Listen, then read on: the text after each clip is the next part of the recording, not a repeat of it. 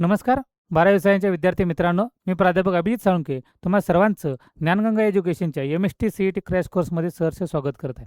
विद्यार्थी मित्रांनो, आज आपल्याला नवीन टॉपिक पाहायचा आहे. त्याचं नाव आहे इलेक्ट्रोकेमिस्ट्री.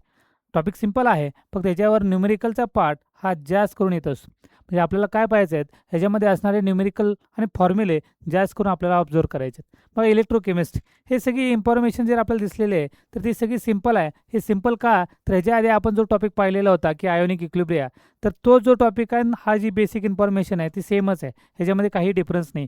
म्हणून आपण जाता जाता फक्त ॲक्च्युली काय इन्फॉर्मेशन ह्याच्यामध्ये आहे तेवढे आपण कंप्लीट करू आणि मग पुढचा न्यूमेरिकलचा जो पार्ट आहे तो आपण पाहू. बघा, याच्यामध्ये पहिल्यांदा काय दिलेलं आहे आपल्याला, तर कंडक्टर म्हणजे काय? तर कंडक्ट काय करायचं आहे आपल्याला, एक कंडक्टर दोन टाईपचे आहेत. एक इलेक्ट्रिकल कंडक्टर असतो आणि दुसरा काय थर्मल कंडक्टर असतो.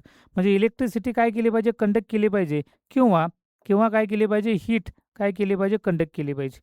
मग मेटल काय असतात, all metals are good conductor of heat and electricity. बघा, काय काय बघायचं आपल्याला कंडक्टरमध्ये. तर कंडक्टरमध्ये काय सांगितलं आहे, सबस्टन्स विच अलाव कशाचं, flow of electric current through them. म्हणजे जर मेटल पाहिले आपण, तर मेटलमधून काय होतं की इलेक्ट्रॉन, आता हे मेटल आहे, तर मेटलसाठी आपल्याला कशाची गरज आहे, तर फ्री इलेक्ट्रॉनची गरज आहे. कशाची गरज आहे आपल्याला, फ्री इलेक्ट्रॉन. जर एखाद्यामध्ये फ्री इलेक्ट्रॉन असेल तर आणि तरच तो इलेक्ट्रॉन ती काय करणार आहे, करंट फ्लो करणार आहे. म्हणजे महत्त्वाचे काय, कंडक्टरसाठी आपल्याला महत्त्वाची गोष्ट आहे की दोन गोष्टी लागतात. एक तर काय पाहिजे आपल्याला, की फ्री इलेक्ट्रॉन पाहिजे. काय पाहिजे, फ्री इलेक्ट्रॉन. किंवा किंवा आपल्याला काय पाहिजे, त्याच्यामध्ये कॅटायन की आणि आनायन पाहिजे. म्हणजे पॉझिटिव्हली चार्ज आणि निगेटिव्हली चार्ज, त्याला आपण इलेक्ट्रोलाइट म्हणतो. ओके, मग त्यावरून त्याचे दोन टाईप्स पडले. कंडक्टर म्हणजे समजलं आपल्याला. कंडक्टर्स म्हणजे काय, तो काय केला पाहिजे, फ्लो करंट, इलेक्ट्रिक करंट काय केला पाहिजे, थ्रू केला पाहिजे त्या सबस्टन्समधून. मेटॅलिक कंडक्टर असेल. आता ह्याच्यामध्ये दोन टाईप्स बघितले आपण. तर पहिला आहे इलेक्ट्रोलायटिक कंडक्टर, त्याला इलेक्ट्रोलाइट्स म्हटलं जातं. आणि दुसरा आहे मेटॅलिक कंडक्टर, त्यालाच काय इलेक्ट्रॉनिक कंडक्टर म्हटलं. मेटॅलिक कंडक्टर म्हणजे सगळे मेटल जे काय करतात, इलेक्ट्रिसिटी पास करतात. काय करतात ते, इलेक्ट्रिसिटी पास करतात. मग आता कंडक्शन हे कशामुळे झालं, तर फ्लो ऑफ इलेक्ट्रॉन, जे आता मी सांगितलं तुम्हाला. कशामुळे होते, फ्लो ऑफ इलेक्ट्रॉन. म्हणजे एक इलेक्ट्रॉन एका ठिकाणाहून दुसऱ्या ठिकाणी जर फ्लो होत असेल, जात असेल, तर तो इलेक्ट्रिसिटी कंडक्ट करतो. काय करतो, तो इलेक्ट्रिसिटी कंडक्ट करतो. पण काय, तिची जागा न सोडतं. बघा इकडे बघा, काय सांगितले, conduction due to the flow of electron. Conduction due to the flow of electron from one point to other do not involve transfer of matter. मॅटरचं कोणतेही ट्रान्सफर होत नाही. Directly electron one point to another point काय तो जातो. म्हणजेच काय होतं, इलेक्ट्रिसिटी काय होते, कंडक्ट होते. हे कशाच्या बाबतीमध्ये बघितलं, मेटलचे. आणि मेटलमध्ये काय गरजेचं आहे, तर गरजेचं आहे फ्री इलेक्ट्रॉन. मेटलचं काय, फ्री इलेक्ट्रॉन प्रेझेंट आहे. इलेक्ट्रोलाइट बघितलं, तर इलेक्ट्रोलाइटिक कंडक्टर त्यालाच काय म्हणलं, इलेक्ट्रोलाइट म्हणलं. Conduction due to the movement of ion. कशामुळे होतं, आयन्स. आयन्सचे बरेच दोन टाईप्स माहिती आहे आपल्याला. काय माहिती आहे आपल्याला, एक माहिती आहे कॅटायन आणि दुसरा काय आहे आपल्याला, आनायन. हे दोघं त्याच्यामध्ये प्रेझेंट असेल, कॅटायन आनायन प्रेझेंट असेल, तर थ्रू आयन काय होतं, इलेक्ट्रिसिटी, इलेक्ट्रिकल कंडक्टिव्हिटी कॅरी होते. म्हणून त्याला काय म्हणलं, इलेक्ट्रोलॅक्टिक कंडक्टर. बघा, नीट समजून घ्या. कंडक्टर म्हणजे काय बघितलं आपण, की flow of electrons, flow of current, flow of electric current. Electric current काय झाला पाहिजे, फ्लो झाला पाहिजे. मग त्याच्यामध्ये दोन टाईप्स बघितले आपण. एक बघितला मेटॅलिक कंडक्टर, दुसरा इलेक्ट्रोलायटिक कंडक्टर. इलेक्ट्रोलायटिक कंडक्टर म्हणजे त्याच्यामध्ये आयन्स प्रेझेंट असले पाहिजे. जे कंडक्ट किंवा इलेक्ट्रिक करंट जी मुवमेंट होते ते कशामुळे होते, आयन्स थ्रू होते. म्हणजे काय, पॉझिटिव्ह आणि निगेटिव्हली चार्ज कॅटायन आणि आनायनच्या थ्रू जी काय होते, मुवमेंट होते, कशाची, इलेक्ट्रिक करंटची, तर त्याला आपण इलेक्ट्रोलाइट म्हटलं. आणि जे फ्री इलेक्ट्रॉनच्या through one point to another point जर इलेक्ट्रॉन मूव्ह होत असेल विदाउट मॅटर एक्सचेंज, मॅटरचं कोणतेही एक्सचेंज न होता, फक्त इलेक्ट्रॉन काय होतात, one point to another point जातात, तर त्याला आपण काय म्हटलं, मेटॅलिक कंडक्टर म्हटलं. आता हे इलेक्ट्रोलायटिक, आता हे मेटलच्या पेक्षा आपल्याला बघायचं आहे, काय बघायचं आहे, तर इलेक्ट्रोलायटिक कंडक्टर बघायचं आहे. ते इलेक्ट्रोलाइट्स हे ऑलरेडी आपलं झालेलं आहे. कारण ह्याच्यामध्ये मगाशी सांगितले, जे आपण आयोनिक इक्विलिब्रियम नावाचा टॉपिक पाहिलेला आहे, त्या टॉपिकमध्ये हे सगळा पॉईंट होऊन गेलेले आहेत. बघा, मग इलेक्ट्रोलाइटचे परत तीन टाईप्स बघितले. एक आहे वीक इलेक्ट्रोलाइट. काय बघायचं आपल्याला, वीक इलेक्ट्रोलाइट. वीक म्हणजे तो काय होतं, पार्शली डिसोसिएशन होतं. काय होतं ते, पार्शली. फॉर एक्झाम्पल काय घेतलं आपण, ॲसिटिक ॲसिड घेतलं. काय घेतलं, ॲसिटिक ॲसिड, CH3COOH. कशामध्ये ॲड केलं आपण, वॉटरमध्ये ॲड केलं. डिसोसिएशन करण्याचा प्रयत्न केला. काही अमाऊंट काय होणार, डिसोसिएशन होणार. CH3COO- प्लस काय राहणार, H plus as it is शिल्लक काय राहणार त्याचं, CH3COOH राहणार आहे. म्हणजे 10 मॉलिक्यूल जर घेतले मी ॲसिटिक ॲसिडचे, त्यातला 1 मॉलिक्यूल फक्त काय होणार आहे, डिसोसिएशन होईल. राहिलेले 9 मॉलिक्यूल तसेच राहतील, त्याच्यामध्ये चेंज होणार नाही. त्याला म्हटलं जातं वीक. म्हणजे काय, electrolyte which do not ionise completely in a solution. म्हणजे कम्प्लिटली सोल्युबल होत नाही, डिसोसिएशन होत नाही, ते पार्शली होतं, खूप कमी अमाऊंटमध्ये काय होतं, डिसोसिएशन होतं. हे वीक इलेक्ट्रोलाइट आहेत. कोण असतात वीक इलेक्ट्रोलाइट? जे वीक ॲसिड असतात. आणखी कोण असतात? वीक बेस असतात. वीक इलेक्ट्रोलाइटचे एक्झाम्पल विचारलं तर काय येणार, ते वीक ॲसिड आणि वीक बेस, हे सगळेच काय आहे, तुमचे वीक इलेक्ट्रोलाइट आहेत. स्ट्रॉंग इलेक्ट्रोलाइट ते काय, ऑलमोस्ट कम्प्लिटली आयोनाइज, जे कम्प्लिटली काय होतात, आयोनाइज होतात. मग कोण होतात कम्प्लिटली आयोनाइज? की ज्याच्यामध्ये जे कोण आहेत ते स्ट्रॉंग ॲसिड आणि कोण आहे ते स्ट्रॉंग बेस. मी लास्ट लेक्चरला तुम्हाला सांगितले की स्ट्रॉंग ॲसिड कोणकोणते आहेत, 6 ते 7 आहेत. HCl आहे, HBr आहे, HI आहे. कोणकोणते? पुन्हा बघा, HCl, HBr, HI, H2SO4, HNO3. त्यानंतर काय बघितलं आपण, SClO3, SClO4, SClO4. आणखी मग strong base alkaline earth metal घ्यायचे. कोणते घ्यायचे? Alkaline earth metal containing hydroxy group. आणि ते झाले स्ट्रॉंग ॲसिड. म्हणजे स्ट्रॉंग ॲसिड आणि स्ट्रॉंग बेस. म्हणजे स्ट्रॉंग इलेक्ट्रोलाइट चे एक्झाम्पल जर विचारलं तर ते कोण होतात, स्ट्रॉंग ॲसिड आणि स्ट्रॉंग बेस जेवढे असतील तेवढे सगळे स्ट्रॉंग इलेक्ट्रोलाइट आहेत. आणि सगळे स्ट्रॉंग इलेक्ट्रोलाइट म्हणजेच काय होतात, ते आर कम्प्लिटली डिसोसिएशन. काय होतं त्याचं, कम्प्लिटली डिसोसिएशन होतं. आणि वीक इलेक्ट्रोलाइट म्हणजे त्याचे पार्शली डिसोसिएशन होतं. म्हणजे जर 10 मॉलिक्यूल असेल तर त्यातला एखादा मॉलिक्यूल फक्त डिसोसिएशन होतं, बाकीचे डिसोसिएशन होत नाही. त्याला म्हटलं वीक इलेक्ट्रोलाइट. आणि नॉन इलेक्ट्रोलाइट म्हणजे त्याचं do not dissociation in the aqueous solution. Aqueous सोल्युशनमध्ये त्याचं डिसोसिएशन होत नाही. म्हणजे त्याचे एक्झाम्पल आहे की आपल्याला 3च आहे तसे, सुक्रोज आहे, ग्लुकोज आहे आणि युरिया. हे 3 एक्झाम्पल कशाचे आहेत, तर नॉन इलेक्ट्रोलाइटचे. सिंपल आहे, याच्यामध्ये काय अवघड नाही, फक्त हे तुम्हाला एक्झाम्पल लक्षात ठेवायचं आहे. कशाला वीक इलेक्ट्रोलाइट म्हणायचं, कशाला स्ट्रॉंग म्हणायचं, कशाला नॉन इलेक्ट्रोलाइट म्हणायचं. किंवा मेटॅलिकच्या प्रॉपर्टी जर बघितल्या आपण, किंवा कंडक्टरच्या 2 गोष्टी आहेत, एक इलेक्ट्रोलाइट आहे, दुसरा काय मेटॅलिक कंडक्टर आहे. चला नेक्स्ट बघू आपण. आता इलेक्ट्रिसिटीच्या रिलेटेड आपल्याला काही टर्म्स बघायचे आहेत. Terms related electrical conductance of a solution. आता जे बघितलं की जे मेटॅलिक आहे किंवा इलेक्ट्रोलाइट आहेत, हे सगळं आता इलेक्ट्रोलाइटच्या किंवा मेटलच्या इलेक्ट्रिकल कंडक्टिव्हिटीवर डिपेंडंट आहेत. म्हणजे त्याच्या टर्म्स आपल्याला बघायचे आहेत.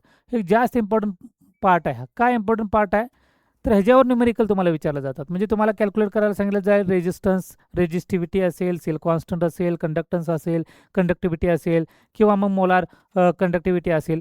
हे तुम्हाला न्यूमेरिकली कॅल्क्युलेट करण्यासाठी याच्यावर क्वेश्चन विचारला जाईल. म्हणजे हा सगळ्यात इम्पॉर्टंट. मगाशी जो बघितला तो सगळा बेसिक पार्ट आहे. बेसिक म्हणजे खूप बेसिक, जो ऑलरेडी आपल्याला माहीतच होतं. पण जे नवीन आहे ते हे नवीन आहे. काय नवीन आहे, तर terms related to the electrical conductance of a solution.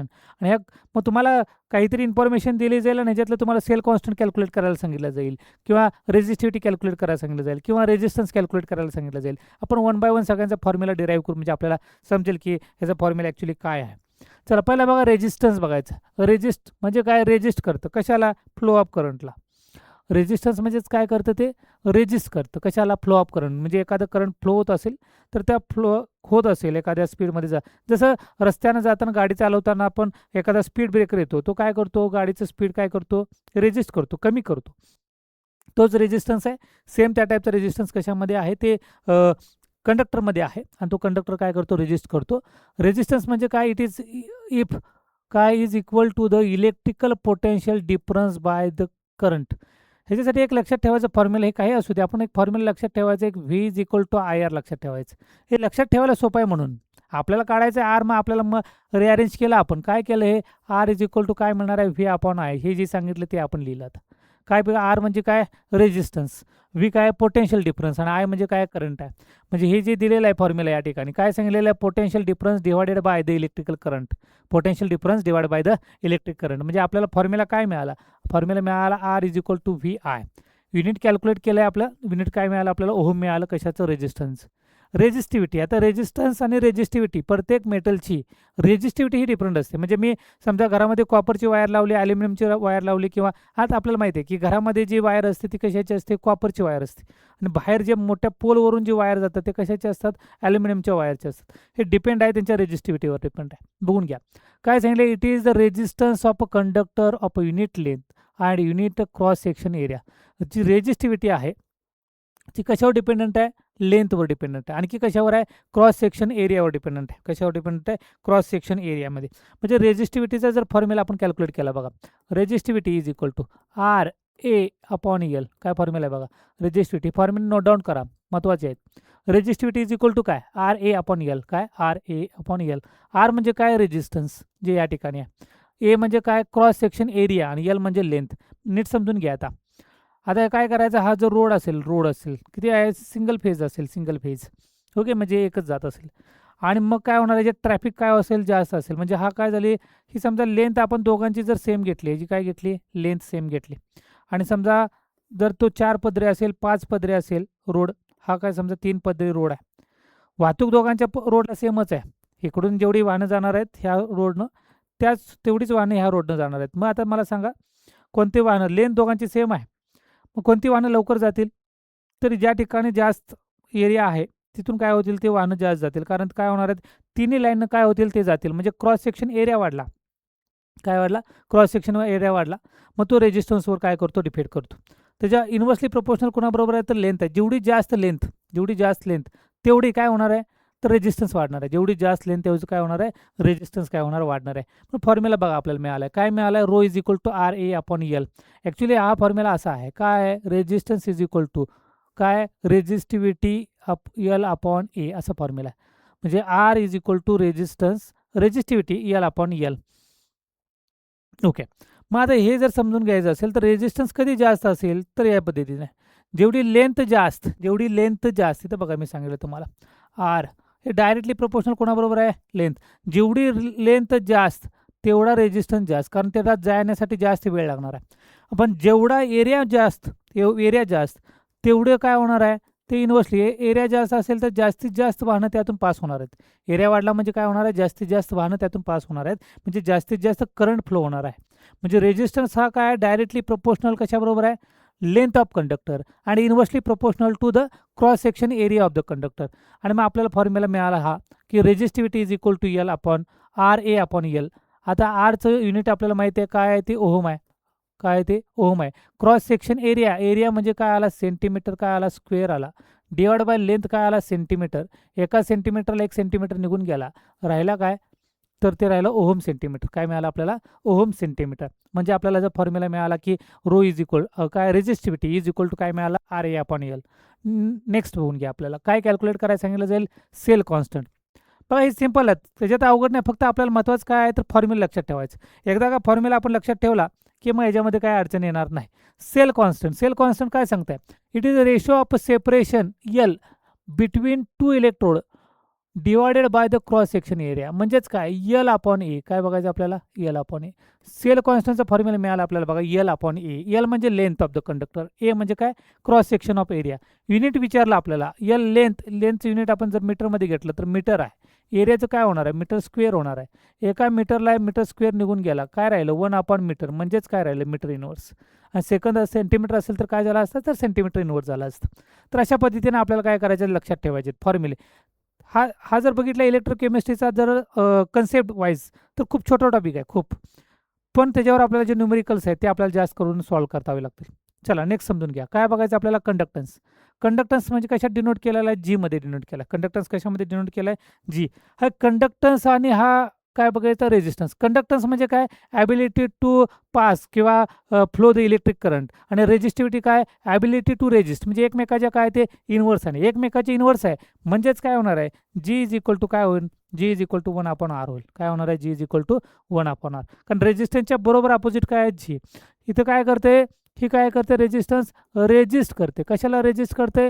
Flow of current. काय करतं? फ्लो ऑफ करंटला रेजिस्ट करतं. पुढं करंट जाऊन देत नाही, त्याला म्हटलं जातं रेजिस्टन्स. कंडक्टन्स म्हणजे काय? ॲबिलिटी, त्याला फास्ट काय करायचं? करंट फ्लो करायचा आहे. It is the power of the substance to conduct electricity.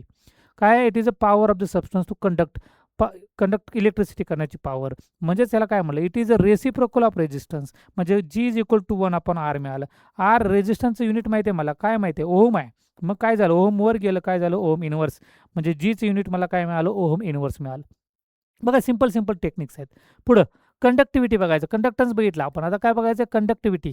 Conductivity काय? It is the electrical conductance of a conductor. बघा, it is the electrical conductance of a conductor of a unit length and unit area of a cross section. Unit area of cross section म्हणजे बघा, conductivity म्हणजे कशात denote केलेलं आहे? के मध्ये denote केले. काय केले? के मध्ये डिनोट. बरं, पुढं काय सांगितले? It is the electrical conductance म्हणजे कोण आला? तर जी आला. बघा, नीट समजून घ्या, काय अवघड नाही. के इज इक्वल टू काय आला? जी आला. पुढं एवढं थांबले का? नाही. Conductance of a conductor of a unit length. Unit length म्हणजे काय आलं? L divided by and it cross section area म्हणजे काय मिळालं? बघा, K is equal to G L upon A. काय मिळालं? K is equal to G L upon A. शेवटचा फॉर्म्युला बघा, मोलार कंडक्टिव्हिटी. काय आहे? Molar conductivity. काय सांगते बघा, it is the electrical conductance. ते काय आहे? Electrical conductance due to the ion obtain from 1 mole of electrolyte in a given volume of a solution. बघा, काय नीट समजून घ्या. It is the electrical conductance काय सांगते? Due to the ion obtain from the 1 mole of electrolytes. Ion obtain from the 1 moles of electrolytes म्हणजे आपल्याला एक कशावर डिपेंडंट आहे? तर 1 मोल आलेला आहे. याचा अर्थ हे कशावर डिपेंडंट आहे? तर ते कॉन्सन्ट्रेशनवर डिपेंडंट आहे. मोलार कंडक्टिव्हिटी जी आहे ते कशावर डिपेंडंट आहे? कॉन्सन्ट्रेशनवर डिपेंडंट आहे. ओके, ते कशा सांगते? कंडक्टिव्हिटी सांगितली म्हणजे काय मिळालं आपल्याला? के मिळाला इंटू काय करायचं? 1000 डिवायडेड बाय काय आला? सी आला. सी म्हणजे काय? कॉन्सन्ट्रेशन. काय आलं? कॉन्सन्ट्रेशन. कशामध्ये पाहिजे ते? मोल पर लिटरमध्ये पाहिजे. कशामध्ये पाहिजे? मोल पर लिटर. नीट समजून घ्या. आता मी पुन्हा तेच एकदा सांगतो तुम्हाला, फक्त फॉर्म्युला लक्षात ठेवायचे आहेत. रेजिस्टन्स काय करतं? ते रेजिस्ट करतं. रेजिस्टन्स काय करतं? रेजिस्ट करतं. कशाला? इलेक्ट्रिकला. काय करतं? रेजिस्टन्स इलेक्ट्रिसिटीला काय करतं? रेजिस्ट करतं. म्हणजे करंटला काय करतं? रेजिस्ट करतं. ओके, आणि मग आपण त्याचा फॉर्म्युला बघितला की पोटेन्शियल डिफरन्स डिवायडेड बाय काय? The electrical current. Potential difference between म्हणजे आपल्याला R is equal to V आपण आय. पण लक्षात ठेवायला हा फॉर्म्युला लक्षात ठेवायला सोपं राहतं. V is equal to I R. सरळ सरळ लक्षात ठेवा. डिवायडपेक्षा तेच लक्षात ठेवायला सोपं जातं. तुम्हाला जे योग्य वाटते ते लक्षात ठेवून द्या. पुढे रेजिस्टिव्हिटी. रेजिस्टिव्हिटी हे हा फॉर्म्युला आहे actually. Resistivity R is equal to R म्हणजे resistance. Resistance is equal to resistivity into L upon A. L म्हणजे लेंथ ऑफ द कंडक्टर आणि ए म्हणजे क्रॉस सेक्शन एरिया. तो फक्त रिअरेंज केलेला आहे. म्हणजे resistivity is equal to L A upon A. L R A upon L मिळाला आणि त्याचं युनिट आपण त्याच्यानुसार कॅल्क्युलेट केलं. सेल कॉन्स्टंट आत्ताच मिळाला आपल्याला कॅल्क्युलेट केला. तो काय होतो? L upon A unit length divide by cross section area. त्यानंतर कंडक्टन्स हा कसा आहे? रेसिप्रोकल. कंडक्टन्स काय करतं? इट इज अ सबस्टन्स काय करतं? Power to the conduct electricity. Electricity power conduct करण्याची. आणि तो रेसिप्रोकल कशाबरोबर आहे? रेजिस्टन्स म्हणजे त्याच्याबरोबर अपोजिट आहे. हा अपोज करतोय, हा त्याला सपोर्ट करतोय. तर काय मिळालं आपल्याला? जी इज इक्वल टू काय मिळालं आपल्याला? 1 अपॉन आर मिळालं. कंडक्टिव्हिटी म्हणजे काय? तर आपल्याला फॉर्म्युला मिळाला K is equal to G L upon A मिळालं. आणि मोलार कंडक्टिव्हिटी कशावर डिपेंडंट आहे? तर नंबर ऑफ मोल्सवर डिपेंडंट आहे. पण नंबर ऑफ मोल्स म्हणजेच कॉन्सन्ट्रेशनवर डिपेंडंट आहे. म्हणजे काय मिळालं? Molar conductivity is equal to K into 1000 divide by काय मिळालं आपल्याला? सी मिळालं. चला नेक्स्ट क्वेश्चन बघू. नेक्स्ट पॉईंट बघून घेऊ. कारण सिंपल सिंपल आहे, याच्यामध्ये काय अवघड असं नाही. त्यानंतर बघा, टाइप्स ऑफ इलेक्ट्रोकेमिकल सेल्स. हे लक्षात ठेवायचं की कोण ॲनोड आहे आणि कोण कॅथोड आहे. ॲनोडवर कोणता चार्ज आहे आणि कॅथोडवर कोणता चार्ज आहे. तो इलेक्ट्रोकेमिकल असेल तर इलेक्ट्रोलायटिक सेल असेल तर फरक पडतो आणि गॅल्व्हॅनिक असेल तर वेगळा फरक राहतो. म्हणजे हे याच्यामध्ये इम्पॉर्टंट आहे. ह्याच्यावर तुम्हाला क्वेश्चन विचारला जाईल. Types of electrochemical cell 2 types आहेत. एक आहे इलेक्ट्रोलायटिक सेल. काय आहे तो? Electrolytic cell. आणि दुसरा गॅल्व्हॅनिक सेल. बघा, इलेक्ट्रोलायटिक सेल आहे. इलेक्ट्रोलायटिक सेल आणि दुसरा गॅल्व्हॅनिक सेल. एकच लक्षात ठेवायचं. हे दोन्ही लक्षात ठेवायचं नाही. एक लक्षात ठेवायचं त्याच्या बरोबर अपोजिट दुसरं. एक लक्षात ठेवलं त्याच्याबरोबर अपोजिट दुसरं. एक लक्षात ठेवायचं काय? तर इलेक्ट्रो. कारण खूप वेळा आपण इलेक्ट्रो केलेलं असतं. त्यामुळे गॅल्व्हॅनिकच्या पेक्षा सगळ्यात जास्त यूज आपण इलेक्ट्रिसिटीचा इलेक्ट्रोलाइटचा वापर केलेला असतो. मग त्या पद्धतीने लक्षात ठेवायचं इलेक्ट्रोलाइट. बघा नीट समजून घ्या. इलेक्ट्रोलाइट म्हणजे आयन्स आले. आयन्स आले म्हणजे परत 2 गोष्टी आल्या. कोण आल्या? कॅटायन्स आल्या. काय आल्या? कॅटायन्स. आणि कॅटायन नंतर कोण आला आपल्याला? आयन आले. नीट लक्षात घ्या. मी दुसरा गॅल्व्हॅनिक सांगत नाही, फक्त काय सांगतोय? इलेक्ट्रोलायटिक सेल सांगतो. काय सांगतो? Electrolytic sale. ओके, ते आता आयन्स आले. आयनचे परत 2 टाईप पडले. एक कॅटायन पडला आणि दुसरा काय पडला? आनायन पडला. कॅटायनवर चार्ज काय आहे? तर तो पॉझिटिव्ह आणि आनायनवर चार्ज काय? निगेटिव्ह आहे. Okay, cation. कॅथोड म्हणलं नाही. बरोबर अपोजिट. कॅटायनच्या बरोबर अपोजिट कोण राहतो? तो राहतो कॅथोड. आनायनच्या बरोबर अपोजिट कोण राहतो? ॲनोड. मग हा ह्याच्या बरोबर अपोजिट असेल तर ह्याच्यावर चार्ज येणारा मायनस आणि ह्याच्या पॉझिटिव्ह असेल तर काय आला? निगेटिव्ह असेल तर पॉझिटिव्ह. मग आपल्याला समजलं काय की इलेक्ट्रोलायटिक सेल असेल, कोणता सेल असेल, इलेक्ट्रोलायटिक सेल असेल तर कॅथोडवर काय चार्ज असेल, निगेटिव्ह चार्ज असेल आणि ॲनोडवर काय असणार आहे, पॉझिटिव्ह चार्ज असेल. ॲनोडवर काय असणार, पॉझिटिव्ह. आणि ह्याच्या बरोबर अपोजिट कशाला येणार आहे, गॅलॉनिकला. बघा इथे दिलेलं आहे, काय दिलेलं आहे, कॅथोडवर चार्ज काय मिळाला आपल्याला, निगेटिव्ह इलेक्ट्रोकेमिकलला, ॲनोडला काय मिळाला, पॉझिटिव्ह. बरोबर अपोजिट गॅलॉनिक किंवा त्याला फोटो व्होल्टाईक किंवा व्होल्टाईक सेल म्हणलं जातं की ॲनोडवर चार्ज काय मिळाला, निगेटिव्ह आणि हा काय पॉझिटिव्ह. लक्षात फक्त एवढंच ठेवायचं. आणि ह्याच्या अपोजिट पुढच्याचं असणार आहे. अपोजिट काय असणार आहे, दुसरं. म्हणजे दोघं जर लक्षात ठेवलं तर जम्बलिंग होणार 100%. मग ॲनोडवर कोणता चार्ज आणि कॅथोडवर कोणता चार्ज, जम्बलिंग होणार. लक्षात एकच ठेवायचं, कुठलं, इलेक्ट्रोलायटिक. म्हणजे तुम्हाला जे लक्षात ठेवायचं ते लक्षात ठेवू शकता. इलेक्ट्रोलायटिकचं लक्षात ठेवलं तर ॲनोड आपल्याला मिळाला पॉझिटिव्ह मिळाला आणि कॅथोड काय मिळाला, निगेटिव्ह. हे लक्षात ठेवायला सोपं आहे कॅटायन आणि आणायनवरून. कशावरून लक्षात ठेवायचं, कॅटायन आणि आणायन. कॅटायनवर चार्ज काय, पॉझिटिव्ह. आणायनवर चार्ज काय, निगेटिव्ह. कॅटायनच्या बरोबर अपोजिट कोण आहे, कॅथोडवर. कॅटायनवर पॉझिटिव्ह असेल तर कॅथोडवर काय होणार आहे, निगेटिव्ह चार्ज. आणायनवर चार्ज काय, निगेटिव्ह. आणायनच्या बरोबर अपोजिट कोण आहे, ॲनोड आहे. ह्याच्यावर जर निगेटिव्ह चार्ज असेल तर पुढचा काय असणार आहे, पॉझिटिव्ह. ह्या बरोबर दोन्हीच्या अपोजिट कोण मिळणार आपल्याला, गॅलॉनिक सेल मिळणार आहे. ओके. आता हे मोल्टन NaCl आणि ॲक्वेस NaCl. आपल्याला माहिती आहे की NaCl जर काय असेल, सॉलिड फेजमध्ये असेल तर it is a bad conductor of electricity आहे. पण तो मोल्टन स्टेजमध्ये असेल आणि ॲक्वेस फेजमध्ये असेल, कम्पॅरेटिव्ह केलं तर ॲक्वेस फेजमध्ये जास्त इलेक्ट्रिकल कंडक्टिव्हिटी पास करू शकतो. बघून घ्या आपल्याला की आता ही मोल्टन स्टेजमध्ये आहे. ऑक्सिडेशन काय होतं बघून नीट समजून घ्या. Na प्लस प्लस काय होतं, Cl मायनस होतं. काय होईल, दोघा ठिकाणी तेच होईल. Na प्लस प्लस काय होणार, Cl मायनस. फरक इतकाच आहे की ह्याच्यामध्ये वॉटर मॉलिक्यूल प्रेझेंट नाही, काय नाही. मोल्टनमध्ये काय केलं, NaClला हीट दिली आणि तो मेल्ट केला, एवढंच. म्हणजे ह्याच्यामध्ये Na आणि Cl सोडून दुसरा एलिमेंटच ह्याच्यामध्ये प्रेझेंट नाही. पण ॲक्वेसमध्ये तसं नाही. ॲक्वेसमध्ये NaCl पाण्यामध्ये मिक्स केलेला आहे, म्हणजे NaCl प्लस H2O करायचं आहे. एक लक्षात घ्या, हे आपण सोडून घेऊ आणि मग आपल्याला समजेल. ओके. NaCl. NaCl झाल्यानंतर काय होणार, Na प्लस Cl मायनस. म्हणजे Naवर चार्ज पॉझिटिव्ह आहे, त्या पॉझिटिव्ह चार्ज मग काय करणार बघा, Na प्लस चार्ज आलेला आहे. Na प्लस याचा अर्थ Naला काय करावं लागेल, एक इलेक्ट्रॉन घ्यावा लागेल. त्यावेळी तो काय होणार आहे, Na होईल. Na प्लसला मग एक इलेक्ट्रॉन घेतला, ह्याच्यापासून काय तयार होणार आहे, Na तयार होणार आहे. मी Clचं बघितलं, Cl मायनस आहे. म्हणजे मायनस चार्ज कधी येतो, तर दुसऱ्याकडून इलेक्ट्रॉन घेतल्यानंतर. म्हणजे याचा अर्थ त्याला एक्सेस इलेक्ट्रॉन झालं. काय झालं आहे, एक्सेस. मग तो एक इलेक्ट्रॉन देईल. पण आता मला Clचं काय करायचं आहे, Cl2 करायचं आहे. म्हणजे मला काय करावं लागेल की 2 इलेक्ट्रॉन घ्यावे लागतील. काय, 2 Cl घ्यावं लागेल. मग मी काय होणार, याच्यामध्ये काय होणार आहे, 2 इलेक्ट्रॉन काय होतील, बाहेर पडतील. एका Clकडून एक इलेक्ट्रॉन, दुसऱ्या Clकडून एक इलेक्ट्रॉन, 2 इलेक्ट्रॉन घेतले. रिएक्शन बॅलन्स करण्यासाठी मी इथं 2Na घेतला, 2 इलेक्ट्रॉन घेतले, 2Na घ्याला आणि ही रिएक्शन बॅलन्स केली. काय होणार आहे, ह्या 2 इलेक्ट्रॉनला 2 इलेक्ट्रॉन काय होतील, कॅन्सल होतील. 2 इलेक्ट्रॉनला 2 इलेक्ट्रॉन काय झाले, कॅन्सल झाले. आणि राहिले इथं काय, मला 2Na plus plus 2Cl minus gives rise to काय मिळालं आपल्याला, 2Na प्लस काय मिळालं आपल्याला, Cl2 मिळालं. म्हणजे ओव्हरऑल रिएक्शन मिळाली. समजते, काय अडचण आहे, ह्याच्यामध्ये सिम्पलच आहे, फक्त काय अवघड नाही. ह्याच्यामध्ये वॉटर मॉलिक्यूल ॲड करायचा नाही, डायरेक्टली होईल. म्हणजे 2Na प्लस काय झालं, Cl मायनस. मग आता ही जी रिएक्शन झाली, कुठली झाली, Clची. निगेटिव्ह चार्ज आहे, हा निगेटिव्ह चार्ज आहे. मग इलेक्ट्रोलायसिसचं बघितलं आपण. काय बघायचं आहे आपल्याला, कॅथोड बघायचं. आणखी कॅथोड आहे आणि दुसरं कोण प्रेझेंट आहे आपल्याला, ॲनोड प्रेझेंट आहे. आता कॅटायनच्या बरोबर अपोजिट कोण आहे, कॅथोड आहे. कॅटायनच्या बरोबर अपोजिट कॅथोड आहे. म्हणजे कॅथोडवर चार्ज काय, निगेटिव्ह. आणि ॲनोडवर चार्ज काय, पॉझिटिव्ह. आता हा Cl निगेटिव्ह चार्ज आहे, इलेक्ट्रॉन रिच आहे. मग इलेक्ट्रॉन रिच तो कुठं द्यायला जाणार, तर तो द्यायला जाणार ॲनोडकडे जाणार. कुठं जाणार, तो ॲनोडकडे. म्हणजे Cl2 गॅस कुठं रिलीज होणार आहे, ॲनोड. बघा नीट समजून घ्या, ह्याच्यात काय रॉकेट सायन्स असं नाही आहे. पॉझिटिव्ह जवळ जाणार आहे का, तर नाही. निगेटिव्हकडे जाणार आहे का, नाही. पॉझिटिव्ह निगेटिव्हकडे जाईल आणि निगेटिव्ह पॉझिटिव्हकडे जाईल, एवढंच लक्षात ठेवायचं. Clवर चार्ज काय आहे, निगेटिव्ह चार्ज आहे. मग निगेटिव्ह चार्ज Cl2 कुठं जाईल, कॅथोडकडे जाईल का ॲनोडकडे जाईल, तर ॲनोडकडे. का जाईल, त्याच्यावर पॉझिटिव्ह चार्ज आहे. जर क्वेश्चन विचारला तर Cl2 गॅस आहे, तो रिलीज होणार, कुठं होणार, ॲनोडला होणार. कुठं होणार, तो रिलीजला.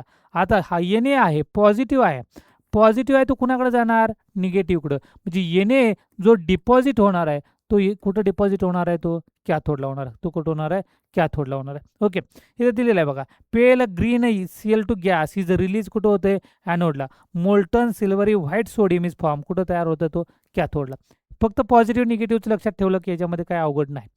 आता हे ॲक्वेसमध्ये बघा, ॲक्वेसमध्ये फरक पडला काय की याच्याबरोबरच ही सेम रिएक्शन आहे, परंतु त्याच्यामध्ये ॲडिशन कोणाची झाली, वॉटरची झाली. कशाची, वॉटरची. म्हणजे इथं बघा ऑक्सिडेशन तर सेमच, याच्यामध्ये काही नाही. हे जे ऑक्सिडेशन आहे ते ऑक्सिडेशन सीएलचं सेमच, कारण हा जो सीएल आहे तो ॲनोडकडेच जाईल. कुठं जाईल, तो ॲनोडकडेच जाईल. ओके, मग आता फरक कशाचा पडला, तर H2O ॲड झाला आहे त्याच्यामध्ये, वॉटर मॉलिक्यूल काय झाला, ॲड झाले. मग H2Oचं काय होईल बघा, H2O आहे आणि मग हा 2 इलेक्ट्रॉन घेतला, मग ह्याच्यापासून काय होणार आहे की या 2 हायड्रोजन गॅस काय होणार, बाहेर पडणार आहे. काय होणार आहे, हायड्रोजन गॅस प्लस काय मिळालं आपल्याला, 2OH मायनस बाहेर पडलं. काय मिळालं याच्यामध्ये, 2OH मायनस. आणि मग त्याची ओव्हरऑल रिएक्शन घेतली.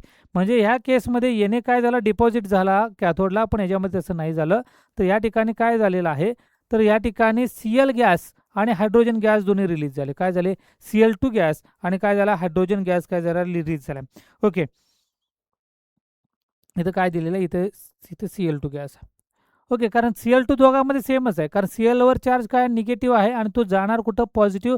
पॉझिटिव्ह कुणाला प्रेझेंट आहे, ॲनोडला प्रेझेंट आहे. याचा अर्थ निगेटिव्ह चार्ज Cl2 गॅस जो आहे, Cl2 गॅस रिलीज होणार आहे ॲनोडला. आता H प्लस आहे, पॉझिटिव्ह चार्ज आहे. H प्लस कोण आहे, पॉझिटिव्ह चार्ज. तो कुठं जाणार, कॅथोडकडे जाणार. 2 H प्लस एकत्र आले, काय आले, 2 H प्लस एकत्र आले आणि त्याच्यापासून काय तयार झाला, H2 तयार झाला. 2 H प्लस एकत्र आल्यानंतर काय झाला, H2 तयार झाला. मग हा पॉझिटिव्ह चार्ज आहे तो कुणाकडे जाणार आहे, तो जाणार आहे निगेटिव्ह वाल्याकडे. कुणाकडे जाणार, तो निगेटिव्ह. मग निगेटिव्ह कोण आहे, तर निगेटिव्ह आहे कॅथोड आहे. काय आहे तो, कॅथोड. म्हणजे हायड्रोजन गॅस कुठं रिलीज झाला, तो झाला कॅथोडकडं. कुठं झाला, तो कॅथोडकडं. एवढं लक्षात ठेवायचं, सिंपल टर्म्स आहे याच्यामध्ये, काय अवघड नाही. चला नीट समजून घ्या पुढचा पार्ट. आता काय बघायचं आहे, गॅल्व्हॅनिक सेल. आता बघितले आपण इलेक्ट्रोलायटिक बघितला, तर गॅल्व्हॅनिक बघायचं. तर गॅल्व्हॅनिकमध्ये बरोबर अपोजिट आहे, आपण मगाशी समजलं की आता कॅथोड बघितलं. आता सांगा तुम्ही मला, आता कॅथोड आणि काय आहे, ॲनोड आहे. ओके, आता काय बघायचं, इलेक्ट्रोकेमिकलच्या बरोबर अपोजिट. इलेक्ट्रोकेमिकल बघा, कॅथोडवर चार्ज काय होता, निगेटिव्ह होता. ॲनोडवर काय चार्ज होता, पॉझिटिव्ह होता. ओके, मग आता याच्या बरोबर अपोजिट जायचं आहे. मग गॅल्व्हॅनिक सेलकडे गेलो तर काय होणार आहे, निगेटिव्हचं झालं पॉझिटिव्ह आणि याचं काय झालं, निगेटिव्ह झालं. मग आता इथं कोण मिळाला आपल्याला, तो मिळाला गॅल्व्हॅनिक. मग गॅल्व्हॅनिकचा आता चार्ज विचारला तर तुम्हाला सांगायला सोपं जाईल. काय, कॅथोडवर चार्ज काय पॉझिटिव्ह आहे आणि ॲनोडवर चार्ज काय निगेटिव्ह चार्ज आहे. ओके, समजून घ्या. आता कंपोनंट कोणकोणते प्रेझेंट आहे याच्यामध्ये बघून घ्या. तर याच्यामध्ये बघा की जी यू शेपची एक ट्यूब असते, म्हणजे काय, ही जी दिसते हा यू, हा हा जो पार्ट आहे, ह्या पार्टला म्हटलं जातं सॉल्ट ब्रिज. तो काय कोणत्या शेपमध्ये, यू शेपमध्ये. तर यू शेपमध्ये आहे. ह्याच्यामध्ये काय बरं, use only a galvanic and voltaic cell, U shape glass tube. ही जी ट्यूब आहे आणि ह्याच्यामध्ये भरलं काय जातं, फिलअप केलं जातं KCl किंवा अमोनियम नायट्रेट ॲड केलं जातं. काय केलं जातं, KCl, सॅच्युरेटेड KCl किंवा अमोनियम नायट्रेट. प्लस त्याच्यामध्ये काय ॲड केलं जातं, 5% आगार सोल्युशन. ह्याच्यावरही क्वेश्चन विचारला होता एकदा, म्हणजे लास्ट जी पेपर एक्झाम झाली त्याच्यामध्ये पण ह्याच्यावर विचारलं होतं की ह्याच्यामध्ये कोणते केमिकल भरले फिलअप केले जातात. काय असतं सॉल्ट ब्रिजमध्ये, तर सॉल्ट ब्रिजमध्ये काय असतात, KCl असतो, आणखी काय असतं, KCl किंवा अमोनियम नायट्रेट, आणि त्याच्याबरोबर काय असणार, ते 5% आगार सोल्युशन. काय काम आहे त्यांचं, तर ह्या दोघांचं कनेक्शन करण्यासाठी. हे सोल्युशन वेगळं आहे, हे सोल्युशन वेगळं आहे. ह्या दोन्हीचं सोल्युशन किंवा सर्किट कंप्लीट करण्याचं, इलेक्ट्रिकल सर्किट कंप्लीट करण्याचं काम या सॉल्ट ब्रिजचं आहे. बघा function, electrical constant between two solution and therefore completing the electrical circuit. Electrical circuit complete करण्याचं काम सॉल्ट ब्रिज करत असतं. त्यानंतर बघा, prevent the mixing of electrode solution. Electrical circuit complete करायचंच आहे, पण काय करायचं आहे त्याच्याबरोबर, प्रिव्हेंट करायचं आहे ती दोन्ही मिक्स होऊ नये यासाठी. ओके, आणि मेंटेन काय करायचे, इलेक्ट्रिकल न्यूट्रलिटी. हे त्याचं फंक्शन आहे कशाचं, सॉल्ट ब्रिज. बघा आता त्यामध्ये दोन गोष्टी बघायच्या, एक इलेक्ट्रोलाइट आणि इलेक्ट्रोड. काय बघायचं आपल्याला, इलेक्ट्रोलाइट आणि इलेक्ट्रोड. तर इलेक्ट्रोलाइट काय आहे, compound that ionize or dissociation into their ions aqueous solution or molten solution and they are placed in a two separate container. म्हणजे आपल्याला काय करायचं आहे की या बेकरमध्ये वेगळं सोल्युशन ज्याचं आयोनायझेशन होतं, म्हणजे आपल्याला ZnCl2 घ्या किंवा कोणतेही कंपाऊंड घ्या ज्याचं आपल्याला डिपॉझिशन करायचं आहे किंवा रिलीज करायचं आहे त्याच्या पद्धतीनं. तर दोन्ही जे बिकर दिलेले आहेत, दोन्ही बिकरमध्ये काय येणार आहे, सेपरेट जे कंपाऊंड इझिली आयोनाइज होतात ते आयोनाइज करणारे किंवा डिसोसिएशन होणारे ॲक्वेस सोल्युशनमध्ये किंवा मोल्टन स्टेजमध्ये ॲड केलेला आहे. इलेक्ट्रॉन दोन्ही सेमच आहेत, फक्त फरक काय आहे, हा इलेक्ट्रॉन सेमच आहे, फक्त त्याला काय की बॅटरी जोडलेली आहे, पॉझिटिव्ह साईड एका साईडला जोडलेला, निगेटिव्हला एका साईडला जोडलेला, त्यानुसार त्याला कॅथोड आणि ॲनोड नावं पडलेले आहेत. म्हणजे पॉझिटिव्ह जोडला, याचा काय झाला इथं पॉझिटिव्ह आहे म्हणजे हा काय झाला कॅथोड, हा निगेटिव्ह आहे म्हणून याला काय झाला ॲनोड झाला. बाकी इतकं काही विशेष नाही. Surface on which oxidation and reduction half reaction occur, याच्यामध्ये काय होतं सरफेस ऑन विच काय होतं ऑक्सिडेशन रिएक्शन होते आणि काय होतं रिडक्शन हाफ रिएक्शन. ते पुढं आपल्याला हाफ रिएक्शन कशी आहे ते पण बघता येईल. पुढं may or may not inert electrode participate in a reaction, हे जे इलेक्ट्रोड आहेत ते कसे आहेत इनर्ट आहेत. फरक इतकाच आहे की ह्याच्यावर जर काय झाला निगेटिव्ह चार्ज अटॅच झाला म्हणजे निगेटिव्ह पार्ट अटॅच आहे बॅटरीचा आणि ह्याच्यावर काय पॉझिटिव्ह पार्ट काय अटॅच आहे. आपल्याला समजले की ॲनोडवर काय होणार आहे की electrode at which oxidation occur, म्हणजे ॲनोडवर काय होतं ऑक्सिडेशन होतं आणि कॅथोडवर काय होतं रिडक्शन होतं. ॲनोडवर काय ऑक्सिडेशन आणि कॅथोडवर काय होतं रिडक्शन होतं. चला नेक्स्ट बघून घ्या. आता आपल्याला हाफ रिएक्शन बघायला भेटेल बघा. ही रिएक्शन आहे सेल नोटेशन. आता काय गेलं कॉपर सल्फेटचा असेल आणि सिल्वर सल्फेट सिल्वर क्लोराईड वगैरे असे सोल्युशन असेल डिपॉझिट झालेलं असेल. पहिली जी रिएक्शन दाखवलेलं आहे बघा हे, हा डबल ॲरो दिसतो त्याला काय म्हणलं सॉल्ट ब्रिज म्हणलं, त्याला काय म्हणलं सॉल्ट ब्रिज म्हणलं. हा जो पहिला त्याला इलेक्ट्रोड म्हणलं हा काय ॲनोडचे हाफ सेल आहे, हा कॅथोडचे हाफ सेल आणि तो इलेक्ट्रोड आणि ही जी फेज बाउंड्री आहे. याचा ही जी रिएक्शन दिलेली आहे ती अशी रिएक्शन आहे बघा. CU पासून काय तयार झालं Cu2+ झालेलं आहे आणि Ag पासून कशापासून Ag पासून काय तयार झालेलं आहे तर Ag तयार झालेला आहे. मग CU पासून Cu2+ होण्यासाठी CU पासून काय होण्यासाठी Cu2+ होण्यासाठी काय करावं लागले 2 इलेक्ट्रॉन द्यावे लागले. म्हणजे काय झालं लॉस ऑफ इलेक्ट्रॉन झालं. काय झालं हे लॉस ऑफ इलेक्ट्रॉन. ओके. आणि Agला काय झालं Ag+ पासून करण्यासाठी तर काय करावं लागलं आपल्याला एक इलेक्ट्रॉन याला घ्यावा लागला. काय लागला याला बघून घ्या. Ag+ आहे त्याला काय घ्यावं लागला एक इलेक्ट्रॉन घ्यावा लागला आणि त्यानंतर काय तयार झाला Ag. रिएक्शन बॅलन्स करायसाठी आपण काय केलं 2 इलेक्ट्रॉन घ्यायचे आहेत म्हणलं काय केलं मी 2 केलं याला 2 केलं आणि तर 2 केलं आणि मग ह्या 2 इलेक्ट्रॉनला 2 इलेक्ट्रॉन आणि ओव्हरऑल रिएक्शन आपण नंतर लिहू शकतो. आता ह्या केसमध्ये आपण बघितलं काय की CUचं एक मिनटं बघ ॲनोडवर काय झालं रे ऑक्सिडेशन झालं. ॲनोडवर काय झालं ऑक्सिडेशन. कॅथोडवर काय झालं रिडक्शन झालं. आता या ठिकाणी बघा तिथं काय झालं ॲनोडवर काय झालं ऑक्सिडेशन, काय झालं इथं लॉस ऑफ इलेक्ट्रॉन. ॲनोडवर काय झालं हा ॲनोडचा पार्ट आहे काय झालं की लॉस ऑफ इलेक्ट्रॉन म्हणजे काय झालं ऑक्सिडेशन झालं. कॅथोडला काय झालं गेन ऑफ इलेक्ट्रॉन झालं. काय केलं हे गेन म्हणजे काय झालं रिडक्शन झालं. एवढं आपल्याला लक्षात ठेवावं लागेल याच्यात. चला पुढे बघून घ्या. आता हे सगळंच त्या टाईप जे दिलेले आहेत इलेक्ट्रोड पोटेन्शियल किंवा सेल पोटेन्शियल कशाला म्हणायचं डेफिनेशन फक्त आहे त्या डेफिनेशन बघा. ऑक्सिडेशन म्हणजे काय रिडक्शन म्हणजे काय तर तुम्हाला माहिती आहे. तर पुन्हा एकदा काय बघा ऑक्सिडेशन म्हणजे काय करणार आपण ऑक्सिडेशन पोटेन्शियल म्हणजे काय ऑक्सिडेशन म्हणजे काय करावं आपल्याला लॉस ऑफ इलेक्ट्रॉन करावं लागेल. म्हणजे इलेक्ट्रॉन लॉस करण्यासाठी जी एनर्जी लागली त्याला आपण काय म्हणणार ऑक्सिडेशनल पोटेन्शियल म्हणणार. आणि जर काय रिडक्शन म्हणजेच काय तर रिडक्शन म्हणजे गेन ऑफ इलेक्ट्रॉन. काय ते गेन ऑफ इलेक्ट्रॉन म्हणजेच इलेक्ट्रॉन गेन करण्यासाठी जी एनर्जी लागली त्याला आपण काय म्हणणार आहे रिडक्शन पोटेन्शियल म्हणणार आहे.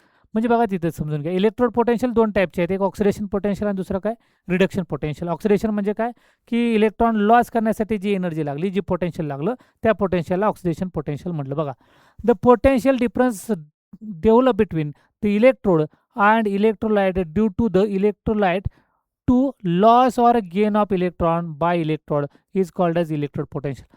म्हणजे आता इथं जे दाखवलं तेच बघा पहिल्यांदा दिलेलं आहे मेटल काय दिलेलं आहे एक मेटल तो कशामध्ये सॉलिडमध्ये आहे. ओके मग ह्याच्यापासून काय झाला N झाला किती इलेक्ट्रॉन रिमूव्ह झाले N इलेक्ट्रॉन काय झालं रिमूव्ह झाले. लॉस ऑफ इलेक्ट्रॉन झाला म्हणजे याला आपण म्हणलं ऑक्सिडेशन आणि एनर्जीला म्हणलं त्या ऑक्सिडेशन पोटेन्शियल म्हटलं. काय म्हणलं त्याला ऑक्सिडेशन पोटेन्शियल म्हटलं. पुढं बघून घ्या पुढं काय केलं ते की रिडक्शन पोटेन्शियलमध्ये Mn+ जे तयार झालेलं आहे Mn+ त्यानं काय घेतलं इलेक्ट्रॉन ऑलरेडी लॉस झाले तेवढे इलेक्ट्रॉन त्याने काय घेतले गेन केले आणि त्याच्यापासून काय त्याला M नावाचा सॉलिड तयार झाला. म्हणजे इलेक्ट्रॉन गेन केलं म्हणून त्याचं नाव झालं रिडक्शन झालं. काय नाव झालं त्याचं रिडक्शन. आणि मग ती एनर्जी आहे म्हणून पोटेन्शियल रिडक्शन पोटेन्शियल झालं. काय झालं ते रिडक्शन पोटेन्शियल. हे दोन्ही अपोजिटली आहे म्हणजे reduction potential is equal to minus oxidation potential. Reduction potential is equal to काय minus oxidation potential. Cell potential बघून घ्या E cell. The cell potential of a cell is the algebraic sum of electrode potential is called the cell electromotive force that is called as EMF of the cell when no current draw through the cell. म्हणजे बघा की काय कोणाचं करायचं आहे, algebraic sum करायचं, सगळ्यांचे addition करायचे. ओके, कोणाचे करायचे आहे, sum of electrical potential cells. काय करायचे आपल्याला, electrode potential cell. Okay, potential is called, त्याला काय म्हणलं आपण, electromotive force EMF of the cell when no current drawn from it. त्यानंतर बघायचं HEP स्टँडर्ड इलेक्ट्रॉन पोटेन्शियल आहे. तर standard electron potential is a potential associated with the electrode reaction is electrode when all solute 1 molar and all gases at 1 atmosphere and 25 degree Celsius means 298 Kelvin. Standard आणि standard cell पोटेन्शियलमध्ये काय बघायचं आहे, it is the cell potential when a concentration of all species are 1 molar at 25 degree Celsius and pressure of a gas involved in 1 atmosphere at 25 degree Celsius. आता ह्या सर्व गोष्टीमध्ये theoretically part इतका काय गरजेचा नाही. आपल्याला ह्याच्यामध्ये गरजेचा एवढा पार्ट की इलेक्ट्रोड पोटेन्शियल, ऑक्सिडेशन पोटेन्शियल म्हणजे काय आणि रिडक्शन पोटेन्शियल म्हणजे काय, तेवढा पार्ट याच्यामध्ये जर आपल्याला लक्षात राहिला तरी सफिशियंट आहे. कारण बाकीच्या काय थेरॉटिकली कन्सेप्ट आहेत. आपल्याला हा पार्ट मी तुम्हाला खूप वेळा सांगतोय काय की न्यूमेरिकल बेसवर, हा इलेक्ट्रोकेमिस्ट्री हा फक्त न्यूमेरिकल बेसवर आहे. थेरीचा एखादा क्वेश्चन येऊ शकतो, पण न्यूमेरिकलचे 2 क्वेश्चन्स याच्यामध्ये येऊ शकतात. बघा, हे प्रिडिक्ट करायचे आपल्याला, ही रिएक्शन स्पॉन्टेनियस आहे का किंवा नॉन स्पॉन्टेनियस आहे. तर आपल्याला delta G Gibbs energy, Gibbs free energy आहे ती किती आहे, त्यानुसार कंडक्टिव्हिटी आहे ECL आहे. त्यानुसार आपल्याला मग स्पॉन्टेनियस कशाला म्हणायचं, ॲट इक्विलिब्रियम कशाला म्हणायचं आणि नॉन स्पॉन्टेनियस कशाला म्हणायचं. जर गिब्स फ्री एनर्जी 0पेक्षा जर कमी असेल आणि के जर 0पेक्षा जास्त असेल आणि ECL 0पेक्षा जास्त असेल तर ती जी रिएक्शन असते काय असते, स्पॉन्टेनियस असेल. हे तिन्ही गोष्टी जर 0 असेल, गिब्स फ्री एनर्जी, के आणि ECL, तर ते काय असते, ॲट इक्विलिब्रियम असते. गिब्स फ्री एनर्जी जास्त असेल आणि के आणि ECL जर कमी असेल तर ती काय असते, नॉन स्पॉन्टेनियस असेल. हा जो दिलेला जो ट्रँगल आहे, हा जो दिलेला ट्रँगल आहे, तो ट्रँगल आहे त्याला आपण काय म्हणलं जातं, तर ते थर्मोडायनॅमिकली सायकल रिलेशनशिप आहे. ते काय, थर्मोडायनॅमिक बघून घ्या. आता तुम्हाला सांगतो काय काय, तर ते आहे थर्मोडायनॅमिकली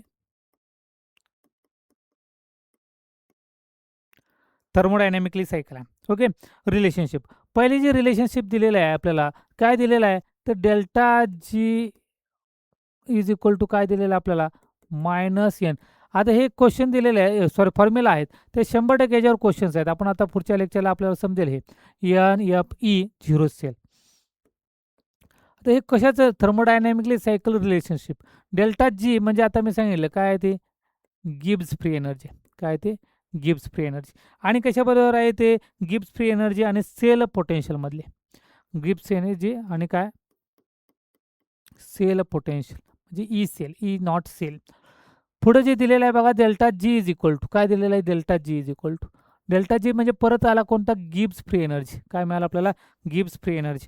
आणि के म्हणजे काय, इक्विलिब्रियम कॉन्स्टंट म्हणजे RT ln k म्हणजेच काय झालं, इक्विलिब्रियम कॉन्स्टंट बरोबर आहे. म्हणजे सेल पोटेन्शियल बघा, डेल्टा जी म्हणजे काय मिळालं, गिब्स फ्री एनर्जी. म्हणजे दुसरे जे इक्वेशन दिलेलं आहे आपल्याला, कोणतं दिलेलं आहे आपल्याला, डेल्टा जी म्हणजे गिब्स फ्री एनर्जी आपल्याला माहीत झाले. आणि ते रिलेशन कशाबरोबर आहे, -RT ln k म्हणजे काय, इक्विलिब्रियम कॉन्स्टंट बरोबर आहे, इक्विलिब्रियम कॉन्स्टंट. आणि शेवटीचा जो दिलेला आहे आपल्याला, E0 sale is equal to काय दिलेलं आहे आपल्याला, RT/NF ln k. आता हे E0 सेल म्हणजे काय झालं, इक्विलिब्रियम कॉन्स्टंट आहे. काय आहे ते, इक्विलिब्रियम. E0 सेल म्हणजे काय, सेल पोटेन्शियल आहे. कशाबरोबर आहे, सेल पोटेन्शियल. आणि इथं काय, इक्विलिब्रियम कॉन्स्टंट. म्हणजे ही जी रिलेशनशिप दिलेली आहे ती काय आहे, थर्मोडायनॅमिकली सायकल रिलेशनशिप आहे. म्हणजे आपल्याला ह्या हे 3 फॉर्म्युले आहेत, तर 3 फॉर्म्युलेमध्ये कशाची व्हॅल्यू तुम्हाला कॅल्क्युलेट करायला सांगितली जाईल. R म्हणजे रिअल गॅस कॉन्स्टंट आहे, टेम्परेचर आहे. ओके, F म्हणजे फॅरेडे कॉन्स्टंट आहे. ओके, आपण जेव्हा न्यूमेरिकल सॉल्व करणार त्यामध्ये आपल्याला डिटेल त्याच्यामध्ये समजू शकतं.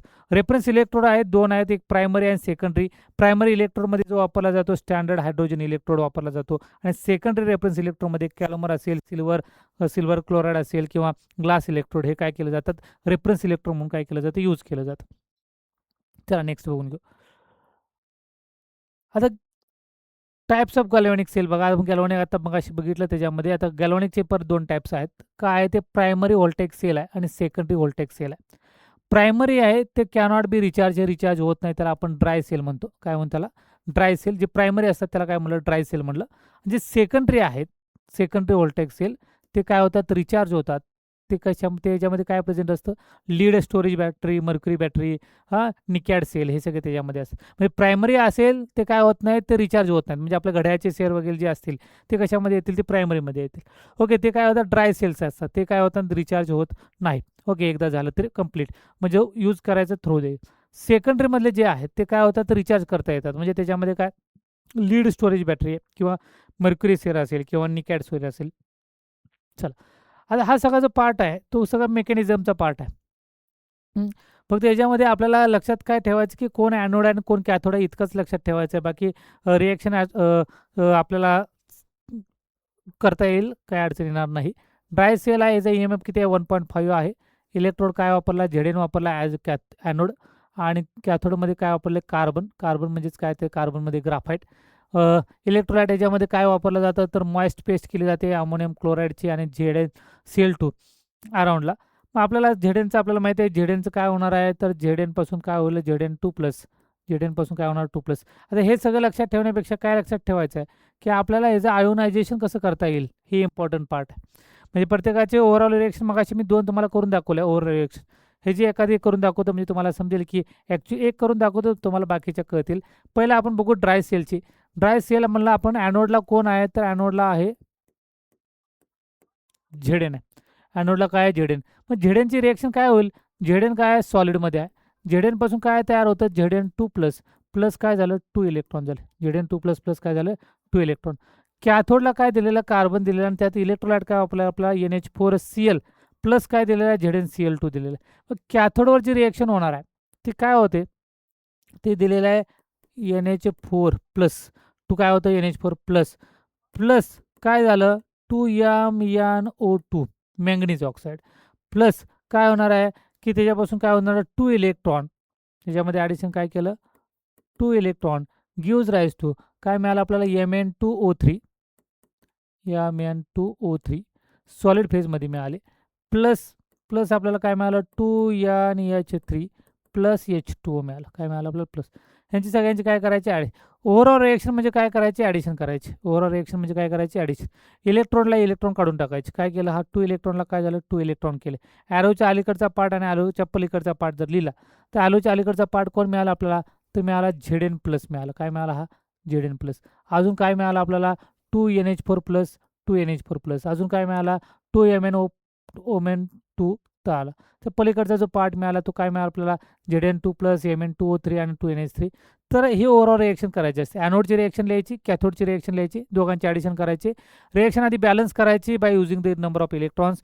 नंबर ऑफ इलेक्ट्रॉन दोन्ही साईडला सेम राहिले पाहिजेत. म्हणजे कोणत्या, ॲनोडमध्ये असणारे इलेक्ट्रॉन आणि कॅथोडमध्ये असणारे इलेक्ट्रॉन जर सेम असेल तर इलेक्ट्रॉनला कॅन्सल करायचे आणि मग आपल्याला काय करायचे, ओव्हरऑल रिएक्शन त्याची लिहायची. त्यामुळे कोणतीही रिएक्शन तुम्हाला ओव्हरऑल लिहिता येईल, काय अडचण नाही. आणि बाकीचे सगळे आता फॉर्म्युला जे मगासपासून आपण बघितलेले आहेत ते फॉर्म्युलेच आहेत. बघा, की इलेक्ट्रिकल कंडक्टन्स बघितला, की G इथं 6 झालेलं, इथं काय आर, तो काय रेसिप्रोकल आहे. ओके, मग G=1/R. रेजिस्टिव्हिटीचा मग अशी फॉर्म्युला आपण दिला, R काय, रो, इथं 1 झाली, तर L/A आहे. काय ते, L/A. L काय आहे, तर डिस्टन्स बिटवीन द इलेक्ट्रोड्स. ए म्हणजे काय, तर cross section area of the electrode. त्यानंतर बघून घ्या, काय कंडक्टिव्हिटी दिलेलं आहे. हे सगळे मगाशीच फॉर्म्युले आपले झालेले तेच आहेत फॉर्म्युले, वेगळे काही नाही. K काय, GL/A. ओके, आणि जी म्हणजेच काय, जी म्हणजेच आहे 1/R आहे. जी म्हणजेच काय, 1/R, आणि असं फॉर्म्युला तयार होईल. म्हणजे K आपल्याला एक नवीन फॉर्म्युला मिळाला, L/ काय मिळणार आपल्याला, RE मिळणार. मोलार कंडक्टिव्हिटी आपण बघितलं काय आहे, ते K×V, आणि काय आहे ते 1000 K/C. K म्हणजे काय, कंडक्टिव्हिटी आहे. V व्हॉल्यूम ऑफ सोल्युशन, या ठिकाणी कशामध्ये पाहिजे, तो सेंटीमीटर क्यूबमध्ये पाहिजे. आणि C म्हणजे काय, कॉन्सन्ट्रेशन आहे, ते पाहिजे मोल पर लिटरमध्ये पाहिजे. ओके, हे सगळे इथून पुढचे फॉर्म्युलेच आहेत. बघा, कोरलस लॉ आहे. हा फॉर्म्युला लक्षात ठेवायचा, खूप इम्पॉर्टंट फॉर्म्युला आहे. जो 100% क्वेश्चन्स येणार, 100% क्वेश्चन्स. ओके, तर molar conductivity as a 0 concentration or infinite dilution. तर काय दिलेलं आहे, λ0 plus molar conductance cation, plus म्हणजे कॅटायन आणि मायनस म्हणजे काय, आनायन. तर AlCl3, Al2SO4 वर क्वेश्चन विचारले जातात. एक एक्झाम्पल जर भेटलं तर आपल्याला लगेच तुम्हाला सांगतो ॲक्च्युली काय असतं ते.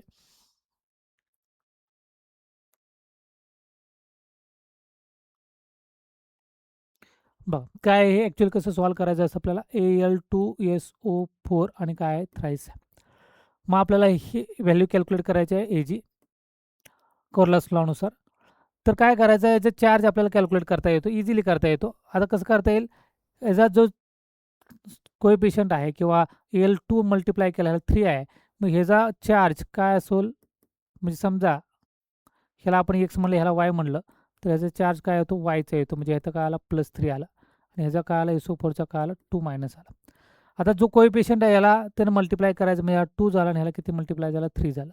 म्हणजे हे एन म्हणजे काय मिळालं आपल्याला 2 मिळाला. म्हणजे काय मिळालं बघा या ठिकाणी 2Al3 प्लस मिळालं प्लस 3SO4 2 मायनस मिळालं. म्हणजे इथे एन इथं ह्या ठिकाणी जे एन आहे तिथं काय मिळालं आपल्याला 2 मिळालं एलचं आणि इथे किती मिळाला 3 मिळाला. तर अशा पद्धतीचं कॉन्सन्ट्रेशन तुम्हाला दिलं जाईल आणि मग काय करायचं आहे न्यूमेरिकल सॉल्व करायचे आहेत. आपण नेक्स्ट लेक्चरला हे सॉल्व करून घेऊ. Degree of dissociation alpha is equal to काय molar conductivity upon limiting molar conductivity. Degree of dissociation अल्फाची व्हॅल्यू आपल्याला लक्षात ठेवायची आहे. हे सगळे आता इथून पुढचे फॉर्म्युले आहेत. फॉर्म्युले लक्षात ठेवा. फॉर्म्युले लक्षात ठेवल्यानंतर काय अडचण येणार नाही. डिसोसिएशन कॉन्स्टंट आहे, सेल कॉन्स्टंट आताच आपण पाहिला. हे सगळे फॉर्म्युले लक्षात घ्या. त्यानंतर पुढचा फॉर्म्युला आहे काय quantitative aspect of electrolyte Q is equal to I T. Q म्हणजे काय charge, Q is equal to I T simple formula आहे. Q is equal to charge आहे, आय म्हणजे करंट आणि टी म्हणजे काय टाईम आहे. टाईम कशामध्ये घ्यायचं आपल्याला सेकंदमध्ये घ्यायचं आहे. Q is equal to I T. इथं टी आहे, Q is equal to I T. Q म्हणजे चार्ज आहे, हा येस इथं आय म्हणजे करंट आणि टी म्हणजे टाईम पुढे दिलेला आहे. जो क्यू आहे ही 96,500 जी व्हॅल्यू आहे ती कुलमची व्हॅल्यू आहे. The number of electron pass, तर number of electron actually pass Q आपण काय दिलेलं आहे 96,500 is a charge of 1 mole of electron. 1 मोलचा charge किती असतो 96500. त्यानंतर number of mole of product is equal to काय number of moles of electron actually pass into mole ratio.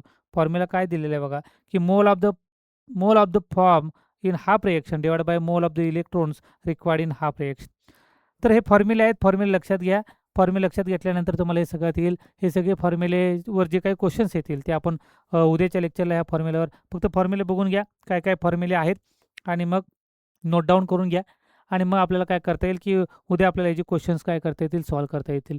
E M एफचं दिलेलं बघा ECL इज इक्वल टू काय E0 cathode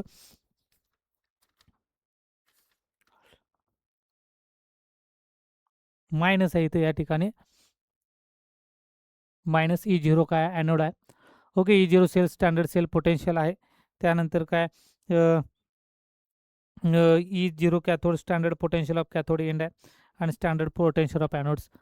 okay त्यानंतर हे when potential is not specific as oxidation or reduction potential it mean given value for the reduction potential. जर fix नसेल तर दिलेली value कशाची असते रिडक्शन पोटेन्शियलची असते. while solving numerical problems sign should be given important. आपण सॉल्व करत असताना आपल्याला समजेल की पॉझिटिव्ह चार्ज घ्यायचा का निगेटिव्ह चार्ज घ्यायचा. ते जर समजलं की आपल्याला न्यूमेरिकल सोडतं. कधी कधी आपण इझिली सॉल्व करायला जातो पण हे जे नोट्स आहेत त्या नोट नाही लक्षात आले आपल्या तर आपल्याला मात्र मग ते आन्सर आपलं काय होणार चुकणार आहे. पण आपण न्यूमेरिकल सॉल्व करत असताना आपल्याला इझिली समजेल. नर्स इक्वेशन बघा हे याच्यावर एक क्वेश्चन 100% विचारला जातो नर्स इक्वेशनमध्ये. Is equal to E0 minus 2.303 RT upon NF into log 10 in product concentration of product divide by concentration of reactant. N म्हणजे काय नंबर ऑफ मोल्स. त्यानंतर एफ म्हणजे काय फॅराडे कॉन्स्टंट हा फिक्स आहे. त्यानंतर concentration of product concentration of reactant T temperature कशामध्ये पाहिजे केल्विनमध्ये. आर म्हणजे काय रिअल गॅस कॉन्स्टंट किती आहे त्याची 8.314 at 25 degree Celsius. 25 degree Celsius म्हणजे केची व्हॅल्यू सॉरी आर आणि टी दोन्ही काय आहेत कॉन्स्टंट राहिले. आर आणि टी काय राहिले कॉन्स्टंट आणि हा एफ पण काय आहे कॉन्स्टंट आहे. म्हणजे RT अपॉन एफ हे तिन्ही गोष्टी काय राहिल्या कॉन्स्टंट राहिल्या. या तिन्ही गोष्टी कॉन्स्टंट असल्यामुळे ती व्हॅल्यू कॅल्क्युलेशन केल्यानंतर आपल्याला व्हॅल्यू मिळाली E0 E is equal to E0 किंवा E0 म्हटलं जातं minus 0.0592 divide by N into log 10 concentration of product divide by concentration of reactant. आणि लास्ट सेल पोटेन्शियल आणि गिब्स फ्री एनर्जीचं delta G is equal to minus हे आपण मगाशीच पाहिलेलं आहे. Delta G is equal to minus N F E0 cell आणि cell कॉन्स्टंटची व्हॅल्यू दिलेली आहे हे आता आपण सॉल्व केलं तेच फक्त काय केच्या ठिकाणी फक्त इथं काय होतं प्रॉडक्ट डिवाइड बाय रिॲक्टंट होतं. E0 sale is equal to काय 0.0592 divide by N into log 10 log K to base 10 K काय आहे ते इक्विब्रियम कॉन्स्टंट आहेत. तर हे सगळे फॉर्म्युले 14 फॉर्म्युले आहेत. सिंपल फॉर्म्युले आहेत. आपण उद्याच्या लेक्चरला आपण काय करायचे ते न्यूमेरिकल सॉल्व्ह करायचे. जे PYQ आहेत. हा थेरॉटिकली बेस बघितलं तर खूप कमी आहे. पण गरजेचं आहे की आपल्याला प्रॉब्लेम कसा सॉल्व्ह करायचा ते गरजेचं आहे. त्यामुळे हा जसं आपला लेक्चर हा कंटिन्यू जरा लवकर झालं. पण ह्याच्यावर इम्पॉर्टंट काय आहेत की फक्त आपल्याला फॉर्म्युले समजले पाहिजे. थेरॉटिकलवर याच्यावर क्वेश्चन जास्त नाहीत. हार्डली एका दुसरा क्वेश्चन येऊ शकतो. म्हणजे वेगवेगळ्या ह्याच्यामध्ये सायकलमध्ये जर चेक केलं तर. पण मेजॉरिटली ह्याच्यावरचा जो क्वेश्चन्स येणार आहे तो न्यूमेरिकल पार्टवर येणार आहे. म्हणजे येत आलेले आहेत. तर उद्याच्या लेक्चरमध्ये आपण काय करणार आहोत की न्यूमेरिकल पार्ट जो आहे तो न्यूमेरिकल पार्ट आपल्याला उद्याच्या लेक्चरला म्हणजे PYQ लास्ट जे आलेले आहेत ते 25 क्वेश्चन्स आपण उद्याच्या लेक्चरला वेगवेगळ्या टाईपचे PYQ आपण उद्याच्या लेक्चरला कंप्लीट करणार आहोत. तोपर्यंत धन्यवाद.